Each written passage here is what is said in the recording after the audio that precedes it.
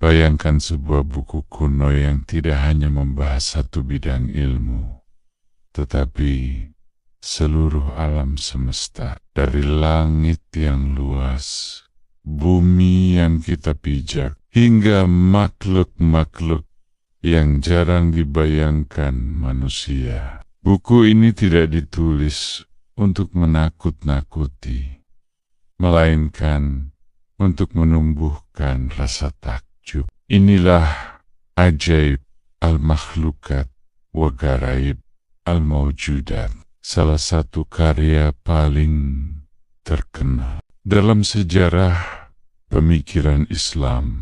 Kitab ini tidak ditulis sekadar untuk dibaca. Ia ditulis untuk direnungkan. Ajaib Al-Makhlukat adalah upaya memahami alam, bukan sebagai benda mati, tetapi sebagai ciptaan yang memiliki keteraturan. Al-Qazwini ingin menunjukkan bahwa keajaiban bukan berarti kekacauan.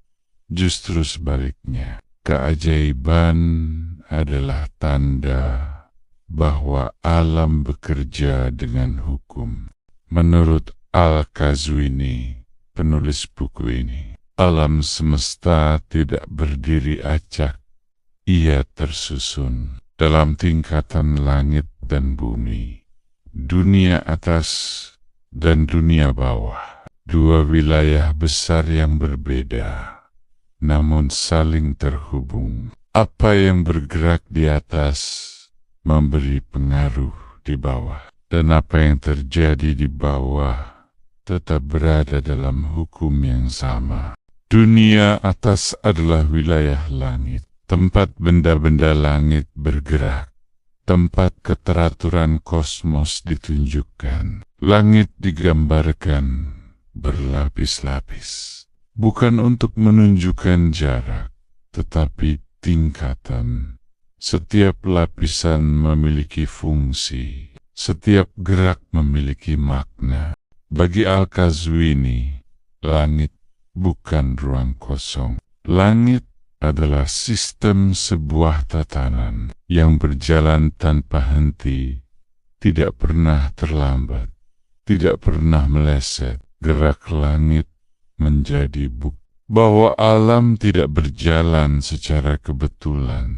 Dalam dunia atas, Al-Qazwini menyebut 7 planet: bulan, Merkurius, Venus, Matahari, Mars, Jupiter, dan Saturnus. Planet-planet ini bukan makhluk hidup, namun bukan pula benda mati tanpa makna. Mereka adalah bagian dari sistem kosmik. Planet tidak dipuja, planet tidak disembah, planet juga bukan penentu nasib. Al-Qazwini menekankan bahwa planet hanya bergerak sesuai hukum-hukum yang telah ditetapkan oleh Sang Pencipta. Keteraturan planet mengajarkan satu hal, bahwa alam bekerja tanpa kekacauan. Kitab ini juga menyebut keberadaan malaikat, namun tidak seperti cerita rakyat. Malaikat digambarkan sebagai penjaga keteraturan, penjaga hukum alam. Mereka bukan simbol ketakutan, melainkan simbol ketaatan mutlak pada perintah Tuhan. Melihat dunia atas bukan untuk meramal, bukan untuk mencari untung, tetapi untuk menyadari bahwa manusia hanya bagian kecil dari sistem yang sangat luas. Langit mengajarkan kerendahan hati, bukan kesombongan.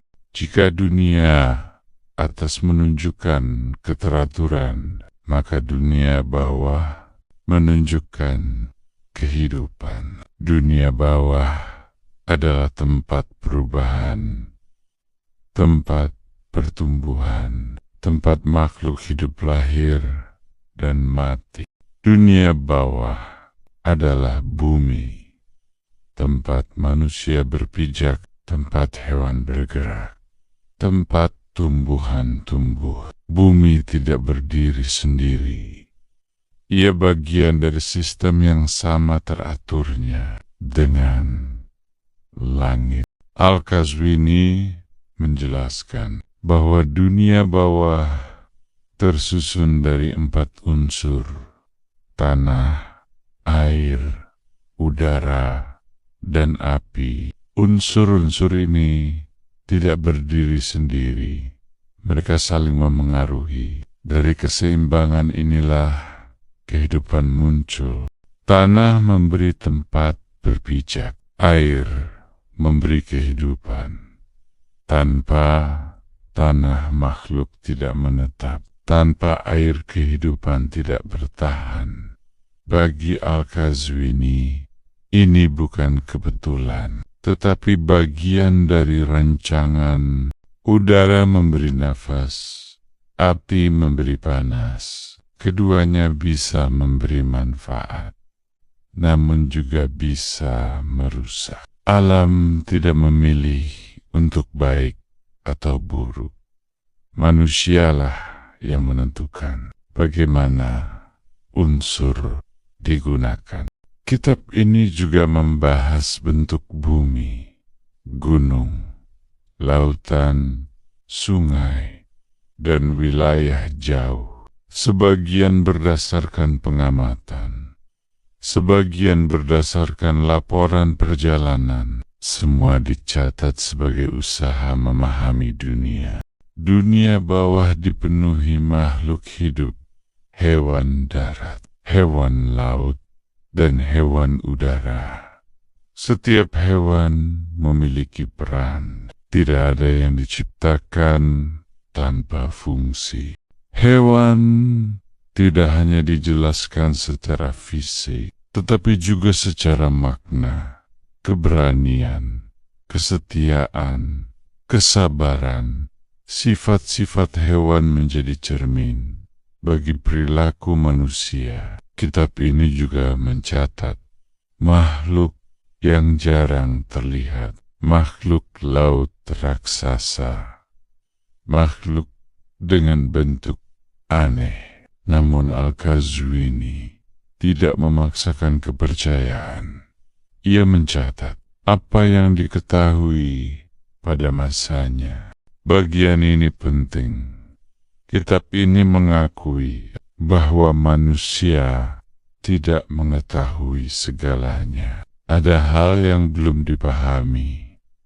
Ada makhluk yang belum dikenal. Dan itu bukan kelemahan, melainkan pengingat. Pada akhirnya, ajaib al-makhlukat bukan tentang keanehan, tetapi tentang kesadaran bahwa alam memiliki keteraturan, bahwa kehidupan memiliki makna, dan bahwa manusia bukan pusat segalanya.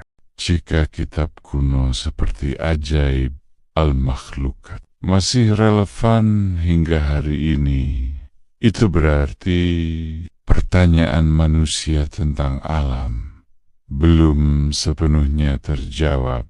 Dan mungkin tidak semua pertanyaan harus dijawab dengan cepat. Kitab ini menunjukkan bagaimana manusia pada masanya memandang langit, bumi, dan kehidupan. Bukan dengan rasa takut, tetapi dengan rasa ingin tahu. Dan dengan kesadaran bahwa ilmu dan iman bisa berjalan bersama. Semakin jauh kita melangkah ke dunia modern, semakin jarang kita berhenti untuk merenung. Padahal rasa takjub adalah awal dari pengetahuan. Dan tanpa rasa takjub, ilmu kehilangan arah. Jika video ini membuat kamu melihat alam dari sudut pandang baru, tekan tombol like agar konten tentang kitab kuno dan sejarah pemikiran terus mendapat tempat. Bagikan video ini kepada temanmu yang menyukai sejarah, yang tertarik pada kosmologi, atau yang suka misteri intelektual. Karena pengetahuan selalu lebih hidup saat dibagikan. Dan jika kamu ingin menjelajahi lebih banyak kitab kuno, naskah langka, dan pemikiran yang terlupakan, subscribe channel ini dan aktifkan loncengnya agar kamu tidak tertinggal pembahasan berikutnya. Di video selanjutnya, kita akan membahas sebuah kitab yang dipercaya mempengaruhi cara manusia memahami langit dan bahkan takdir. Masih banyak kitab yang belum dibuka, masih banyak rahasia yang belum dipahami. Sampai jumpa di pembahasan berikutnya.